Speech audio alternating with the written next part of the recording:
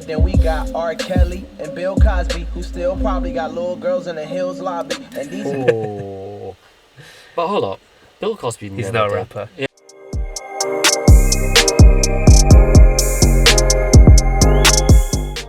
Alright, bro, listen to this. So, you know J. Cole's song 1985, where he's dissing like all of the up and coming. I pretty much know almost all the lyrics. What's that guy? Lil Pump, like the Gucci Gang guy. Yeah. He fell off, and if he listened to the song and took the advice, he might have not fallen off. Yeah. Have you seen that video where he's like in a club and it's like empty?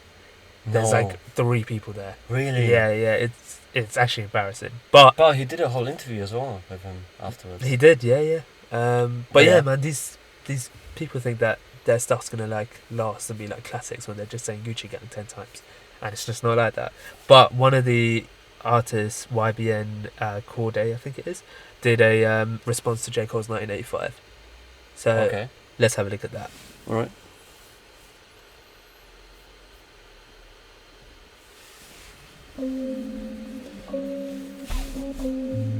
It's Same beat. Same beat, yeah.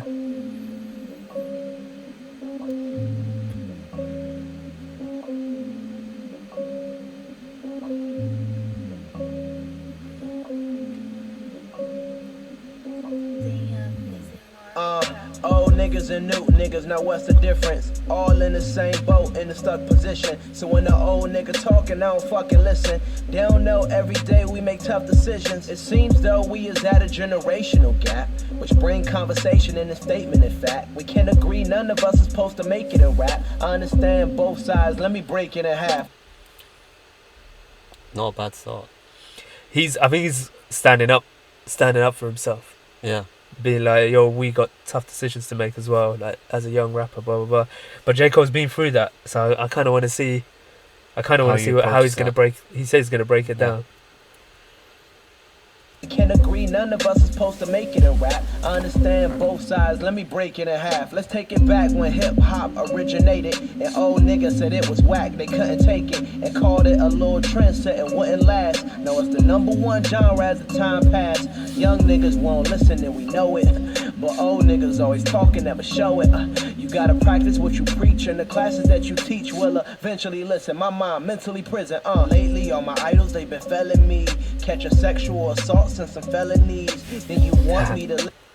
He flipped it. I He's wonder flipped who it. he's talking about. But that goes with False Prophets. Yeah. Where J. Cole's rap about his what idols and how he's like they've fallen off and how he's lost that respect or he doesn't look up to them anymore. He's literally twisting the same thing. He's twisting the same thing. But what he said at the beginning is quite interesting as well. So he was saying how when hip hop first came out, it was young people driving it, and old people were scoffing at it, being like, "Yo, it's just a trend. It's gonna last like a couple of years, and now it's the #1 genre." Yeah, he's still doing a good job responding. You know, I mean, I appreciate that he's not directly just dissing J. Cole, like others might react or respond to. Where J. Cole, when he did the 1985 track, he talked generally. He didn't like specifically target what's his name again? Lil Pump. Lil Pump. He just talked about the situation and what's happening, and he's doing something similar where he's not just directly responding to J. Cole, but he's talking about hip hop and old rappers and young rappers. Listen what you telling me, and wanna hate when we sing our little melodies. Other idols, they be broke, get your funds in order. And Kanye West is a Trump supporter. Then we got R. Kelly and Bill Cosby, who still probably got little girls in the Hills lobby. And these But hold up, Bill Cosby He's never not a did. rapper. Yeah, I was gonna yeah. say. So he's not just. Yeah, it's kind of. I mean, it probably just fits into the bar, right? But yeah, I get his point. Like, Kanye's a Trump supporter, etc. He feels like the older generation aren't really the role models that J. Cole is saying that they are. Like, we can maybe use J. Cole as a role model, but why should we use someone like Kanye or these other people?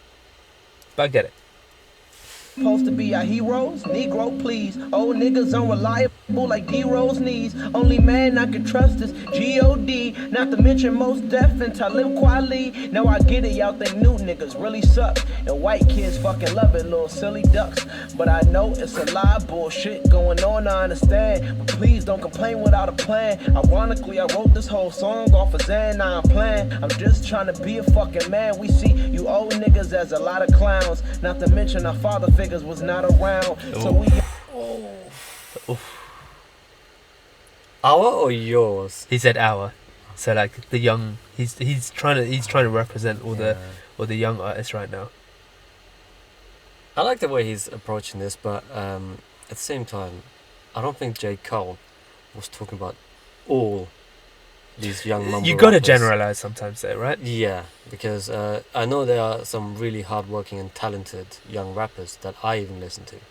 So he's just talking about those who take the piss with it and don't make those smart decisions that they should to help themselves in the future. Like, I keep forgetting his name, Lil Pump. Lil Pump, yeah. Where you said like he's fallen off quite a bit because he's no longer like has that audience, that reach he had. Yeah. Maybe that's what he was talking about. Like you need to like rap about things that you know are gonna be timeless. He's trying to be like ironic with it as well, where he's like, I took a Xan, I'm just playing, like, I'm just trying to be a man, and stuff like that. Which I get it. He's trying to speak as like a representative for the young crowd, and that's what they're stereotypically like known for doing. Yeah. And I think he's trying to say he's not that We hop in towns. We just need. Our father figures was not around, so we all on tours and we hop in towns. We just need to sit down and find common ground. It's probably the solution for a lot of things, right? Is when two people from opposite sides just need to sit down and be like, actually, you know what? We're more similar than different. Yeah. And the difference is fine. Like, we can talk within that, but we have to understand. Like, and the differences come with what's changed in the world as well. Like, it's not something that you can help a lot of times. Like, social media is such a big thing now, which wasn't back in the day. Yeah. Of these older rappers. Social media wasn't that significant in their lives. So things change, and like whether it's environment, politics, social media, what's trending. So yes, you can find that common ground, but there's also going to be differences. Yeah, it's a different world that you're going to struggle relating to. And it's soon to come. Hip hop need balance like the moon and sun. It feel good when I wear Christian Louboutins.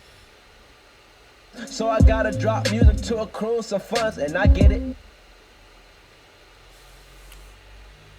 That's the mindset that's killing the rhyme fest, but feeding our families, lowering the crime. Yet you want us to beef, separate, and make a contest. Rapping to stay about the streets, shouldn't mind that. Staying out of prison, and we saying fuck the system, man. Rapping is our outlet to go and get our dividends, rather than out robbing niggas selling Ritalin. Old niggas bitter, y'all should love it when a nigga win. We came from the same struggle like Diddy and Dame Russell was teaching and gained hustle. Got rich, remain subtle. See, I listen, but Lil Daddy water whipping in the kitchen, ready to flip a pack and bring it back, no submission. Gotta just go attack, Lil Pump when you're dissing. I understand both sides of the ziplock. Your old niggas' time is coming, nigga. TikTok.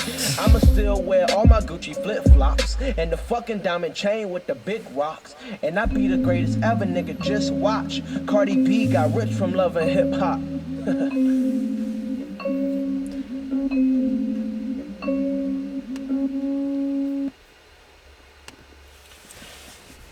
He did a good job. He did a good job. I like it. Yeah. Even that we gonna see you on Loving Hip Hop, like, was a diss that J. Cole said back in the day, but then like he's like, look at Cardi B now. She literally got famous and got rich off of that show.